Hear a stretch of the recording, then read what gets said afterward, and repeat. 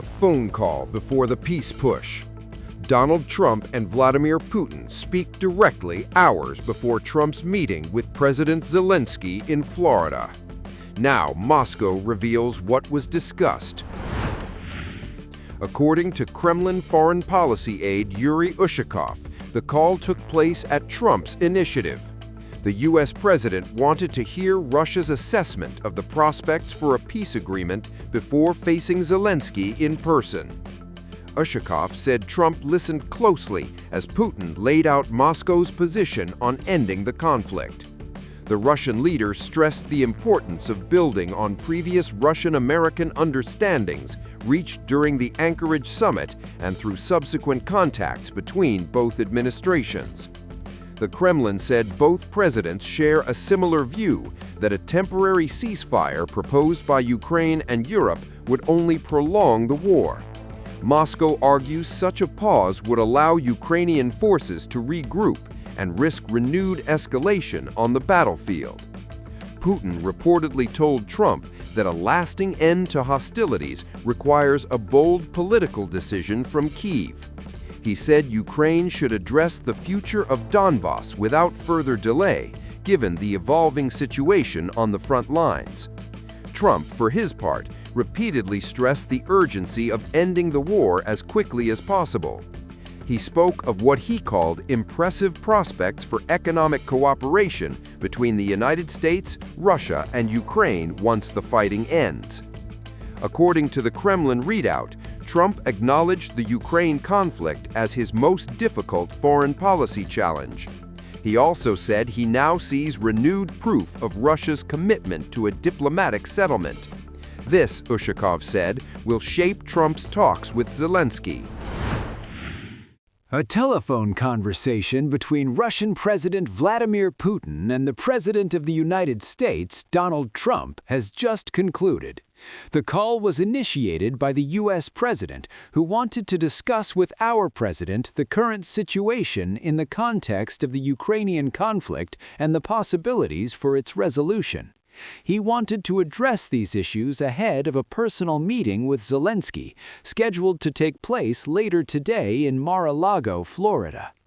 Most importantly, the Russian and U.S. presidents generally share the same view that the temporary ceasefire proposed by the Ukrainians and the Europeans under the pretext of preparing for a referendum or under other pretexts would lead to prolonging the conflict and risk a resumption of hostilities.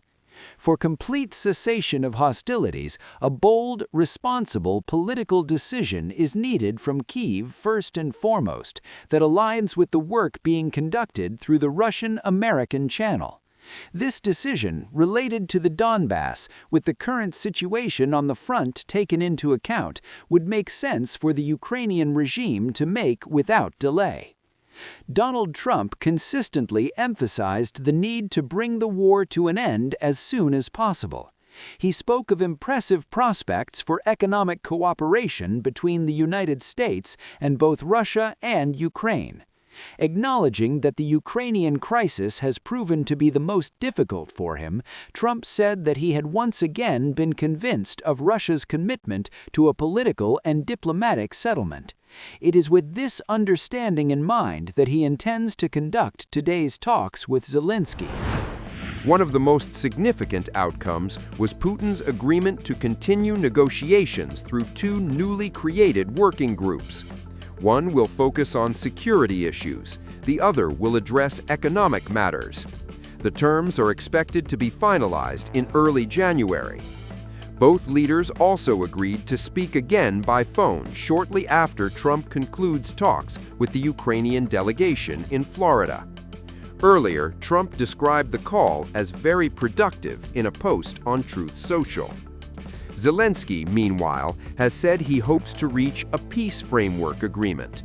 The proposal would require Russia to accept a ceasefire before any permanent deal. Moscow has rejected that idea for years. Putin insists anything short of a full settlement would only prolong the conflict. On Saturday, Putin warned that if Ukraine refuses peaceful terms, Russia will achieve its objectives by military means. see that in the West there have also appeared intelligent people who are recommending to the Kyiv authorities that they accept dignified conditions for the conclusion of the conflict, and they provide good foundational conditions to ensure Ukraine's security for a long historical perspective. Conditions for restoring relations with the Russian Federation and rebuilding Ukraine's economy. But we can clearly observe that, unfortunately, even today, the leaders of the Kyiv regime are in no hurry to resolve this conflict through peaceful means. However, today, judging by the reports that you have presented, and also considering the pace of operations that we are currently observing along the line of combat contact, our interest in the withdrawal of Ukrainian military formations from the territories they are still occupying has in fact practically diminished to zero, for a multitude of entirely different considerations. And should the Kyiv authorities not wish to bring this matter to a peaceful conclusion, we shall resolve all of the tasks that are currently confronting us in the course of a special military operation by armed means. Esteemed comrades, a very good day to you all. Today we are going to hold our next scheduled meeting, which will be devoted to the ongoing development of the situation within the area of the special military operation. I know that you have much to report, things that will bring joy and satisfaction to our citizens. We have achieved results, and we will certainly discuss them. And we will also consider our most immediate tasks, our objectives for the very near future.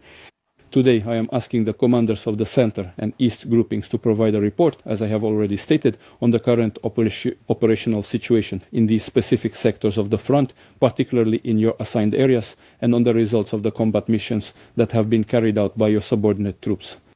But first, as is our established practice from previous meetings of this kind, I ask the Chief of the General Staff to report on the overall situation along the line of combat contact. Please, Valery Vasilievich. Comrade Supreme Commander-in-Chief, the troops of the combined grouping are currently conducting a full-scale offensive operation across all directions. The command of the Ukrainian armed forces is undertaking desperate and ultimately unsuccessful attempts to halt our ongoing advance. The formations and military units of the North grouping are continuing to carry out their assigned tasks aimed at establishing a security zone within the border regions of Ukraine's Sumy and Kharkiv Oblast. Over the past 2 weeks, we have taken full control of the settlements of Vysokoye in Sumy region and Vilcha and Prilipka in Kharkiv region. The troops of the West grouping are currently carrying out the elimination of enemy formations that have been blocked on the left bank of the Oskol River, to the east of Kupiansk.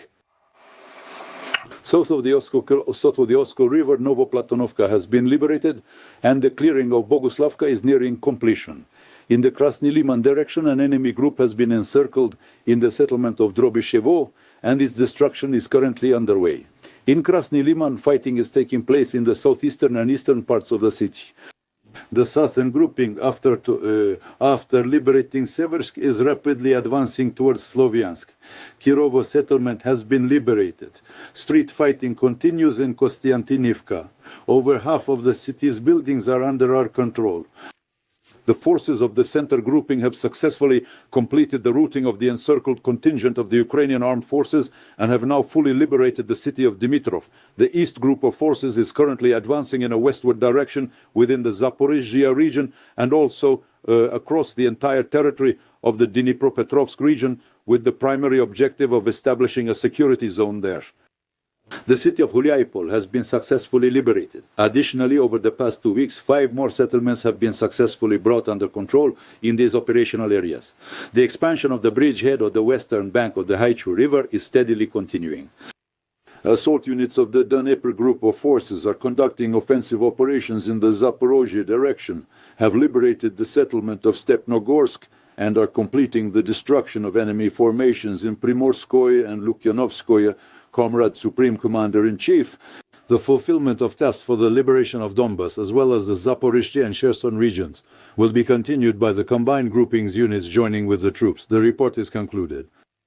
Valery Vasilyevich, thank you. I see that all the tasks before us are being carried out in accordance with the plan of the special military operation approved and developed by the General Staff. Security strip is indeed being rapidly established in the border areas of Sumy, Kharkiv and Dnipropetrovsk regions. In Donbass and in Zaporizhzhia region, the offensive is underway along the entire line of combat contact. Russian forces are increasing pressure on Ukrainian armed forces formations. I would propose that we begin with the center group. Valery Nikolaevich, I would ask you to report on the current situation in your area of responsibility, please. Comrade Supreme Commander, the troops of the center grouping are continuing to fulfill their operational objectives for the decisive defeat of the enemy forces within their designated area of operational responsibility in full accordance with the approved operational concept. In the Krasnoarmeysk sector, the 5th Motorized Rifle Brigade of the 5th First Army, in conjunction with the 1435th Motorized Rifle Regiment of the 2nd Army, completed the destruction of Ukrainian armed forces formations in the city of Dimitrov and thereby completely liberated the city. Currently, the final clearing of urban blocks is being conducted.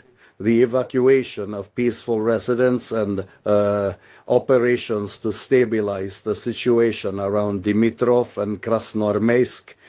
Additionally, north of the Krasnoarmeysk-Dimitrov agglomeration, the city of Rodinskoye was liberated by the 9th Motorized Rifle Brigade. The settlement of Volnoy was also liberated. Combat operations continue in the settlements of Suketskoye and Novy Donbass. Formations and military units of the 2nd Army are carrying out verification measures in Krasnoarmeysk, developing an offensive in the northern direction, and have evacuated more than 1,100 civilians. Assault units of the 41st Army are conducting offensive operations in Grishino. The enemy uses this populated area to concentrate reserves and conduct attacks in the direction of the northwestern part of Krasnoarmeysk. But despite this, it cannot achieve any results. Every single day across 3 distinct axes of advance, these are Grishino, the northwestern outskirts of Krasnoarmeysk, Shevchenko, moving towards Krasnoarmeysk, Sergeyevka, also heading towards Krasnoarmeysk, and finally Kopyono. The enemy suffers significant losses ranging from 60 to 120 or even 140 personnel. Infantry, which is continuously moving in the direction of these specific populated areas. It's always important to note that this elite of the Ukrainian armed forces, specifically the 82nd Air Assault Brigade and the 95th Air Assault Brigade, are ingloriously suffering significant losses. Absolutely nothing is working out for them there. Meanwhile, in the October direction, the settlement of Artemovka has been successfully liberated. An important populated area, which is one of the key points for a further advance in the northern direction in order to envelop the enemy's strategic defensive line, which runs through Kostiantynivka, Drushkivka, Kramatorsk, and Sloviansk, encompassing the western approach. An offensive is also developing in the Dnipropetrovsk region, where we are carrying out your instructions regarding the establishment of a security zone with the Donetsk People's Republic. The 90th Tank Division, operating in close coordination with the 41st Army, is currently engaged in the liberation of Novopavlovka. Combat operations are continuing in Novopodgorodnoye. Comrade Supreme Commander, all objectives assigned to this group will be successfully completed. This concludes the report. Brigade units from September 6th to December 26th, 2025 carried out the mission to liberate Dimitrov. Considering the prevailing circumstances, the combat objective was broken down into 3 distinct phases. During the initial phase from September 6th to the 30th, the brigade's reconnaissance battalion, utilizing the element of surprise and the results of concentrated fire, breached enemy defenses and advanced up to 1 kilometer in depth, establishing a bridgehead within the settlement. They managed to establish a foothold on the northeastern outskirts, more specifically along Mira and Koshevoy streets. The commitment of the assault group into battle was carried out concurrently from various directions, thereby confusing the adversary without clearly indicating the primary direction of the main offensive. During the second stage, from October 1st to November 2nd, with the objective of blocking the enemy's supply lines within the city, the assault teams of the 1st and 3rd battalions took control of the tree lines and the water purification station in the northern part of Dimitrov, thereby severing all access to the encircled Ukrainian armed forces group. Leveraging the positions they had secured and the prevailing weather conditions, the assault groups made a swift, decisive thrust onto the city's southeastern outskirts. As a result of continuous assault operations, by the end of November 22nd, the southern part of Dimitrov was completely liberated. In the third phase, from November 23rd to December 27th, by increasing efforts with the deployment of assault groups from the 1st and 3rd Motorized Rifle Battalions, the brigade secured key positions in the city center by December 7th. Subsequently, they continued to eliminate the encircled enemy. Today, on the 27th of December 2025, the brigade has completed the routing of the AFU formation within the city. The city of Dimitrov has been completely liberated. Currently, a thorough inspection of buildings, structures, basements, and residential areas is underway, along with the search for an elimination of scattered small enemy groups. We have commenced demining operations on the streets and in buildings, providing medical and humanitarian assistance to the local populace. Comrade Supreme Commander-in-Chief, currently on the line from Dimitrov is the commander of the 1st Motorized Rifle Company, Senior Lieutenant Vladimir Vyacheslavovich Zelenko, whose unit liberated the city. May I give him the floor? I am currently in the city of Dimitrov, next to Viktorovska Church. As of December 27, 2025, the city is now under our full control and the final clearing of the city is being completed. We provide humanitarian aid to civilians, build up our defenses, and are ready to carry out further combat missions. On behalf of the brigade, I want to congratulate you on the upcoming new year. I wish you robust health and peaceful skies above your heads. Victory will be ours. The Vostok Group of Forces continues its operations in the Zaporizhzhia sector. Formations and units of the group, having crossed the Goycho River, are advancing westward in the Zaporizhzhia region. Assault units of the 57th and 60th Motorized Rifle Brigades of the 5th Army completed the liberation of Huliaipol by the end of December 26th. The city's residential areas were transformed by the enemy into a fortified zone. Overcoming the AFU's deeply echeloned defenses took 20 days. Currently, Guliaipol is completely under our control, and we are searching for and eliminating isolated AFU groups. Units of the 36th Army have breached the enemy's defensive line on the western bank of the Goycho River, advancing into the Zaporizhzhia region towards major enemy logistics hubs. The penetration extends over 7 kilometers deep into the enemy's defenses. The 29th Army, advancing in the south of the Dnipropetrovsk region, continues to expand its security zone.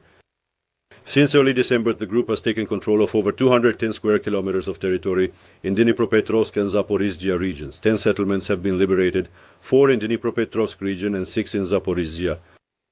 Comrade Supreme Commander, the destruction of enemy formations within the group's area of responsibility is being carried out in full accordance with the approved plan. The Vostok Group of Forces is continuing its offensive operations. This concludes my